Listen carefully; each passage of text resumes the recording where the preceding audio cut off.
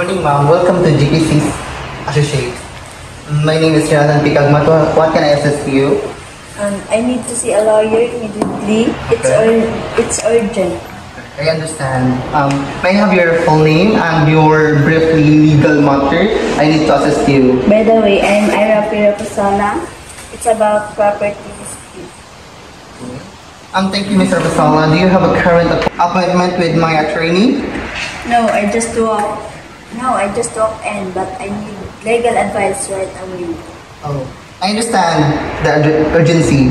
Our attorneys have a meeting right now. But kung unsay ko ani mo, ma'am, tagaan ta ka og kuan na madali jud ang imo mga appointment. Do you have possible great. Can you please kuan bilin ka og phone number o email nimo para i-contact din ka namo? Sure, my number is 0970-80-90-100 and my email is irarapasala@gmail.com. Thank you. I will pass this information along and see another attorney and accommodate you today. Please have a seat in our waiting area. I will update you soon as possible. Thank you. Thank you.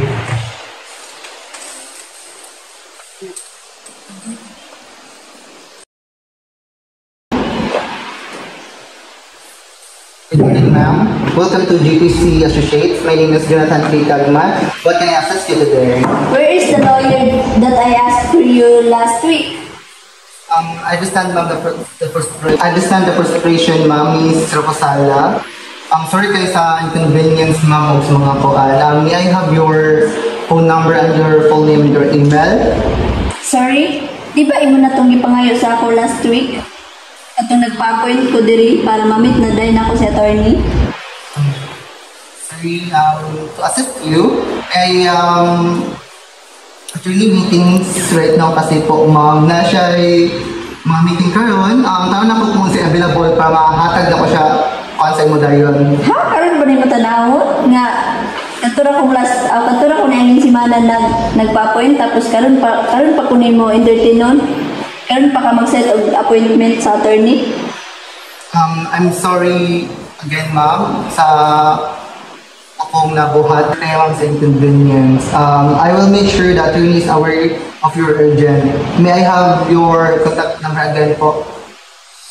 Here we go again, the contact number, bullshit. I'm so very sorry, ma'am, but nakita ko yung kukuan, ma'am, paraan para maka-on ka o attorney dahil. But nag-meeting mo din sila din, ma'am, sir, kayo. Okay, Mr. James, nasa available ka ng kumamahong 3 p.m. if it's okay to you. Okay, sige. Okay. I will make schedule right away para makuadyahin ka mo mga kasakit na ingon dahil sa attorney. Okay. Naset na ako yung mga appointment ni Mr. James pero malas stress. Sorry din kayo sa abala, ma'am.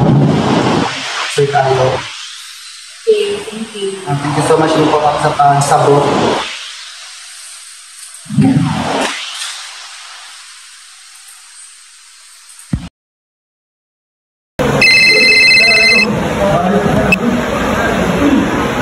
Good morning, this is Mr. Kagmas, Legal Secretary of GPC Associates. How may I assist you today? Hello, I need urgent legal assistance. I have a serious issue that requires immediate attention. I understand, Mr. Pasala.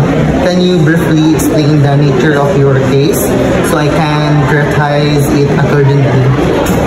It's about the property dispute that I received the complaint last week. I received a notice this morning and I need to act fast. Thank you for sharing that. Let me check the attorney availability. We prioritize urgent cases and I will ensure you to get as soon as possible appointment. Ms. Rapasala, we have an opening at 10:30 a.m.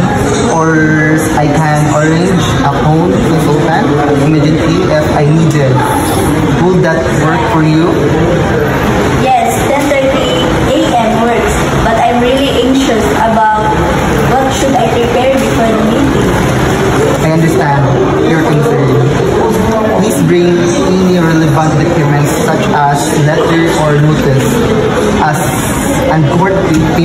if you have electronic copies, you can email them to us.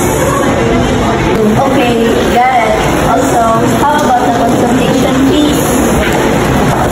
For urgent matters, the initial consultant pays at 3,500, and if further action is needed, that we will discuss additional consult with you.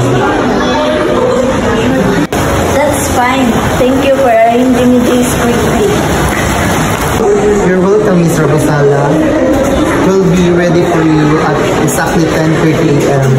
in the morning. If you needed anything before the meeting, feel free to call us. Looking forward to